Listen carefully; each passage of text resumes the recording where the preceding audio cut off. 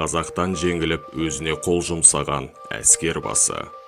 1735 жылы қалың қазақ қолы жоңғарға қарсы аттанады. Шайқас Балқаш маңынан Шыңғыстауға дейін созылады. Көшпелілердің бағзыдан келе жатқан айласы, шегініп жүріп ұрысу әдісін отымды пайдаланған жоңғар әскері 7 тәулік бойы кейін шегінгенсіп тоқтап, артынан қуып келген қазақ жасақтарын қырып отырған. Ерлігімен қатар ұрыс жүргізу айласымен талай жаудың жағасын жыртқан Қабанбай батыр жаудың бұл әдісіне қарымта ұйымдастырып, көп ұзамай қазақ әскері жоңғар жасағын жермен жексен етеді. Жеңілістің ащы дәмі аузына у боп сіңген жоңғар әскерінің қолбасшысы Доржы өзіне қол жұмсайды.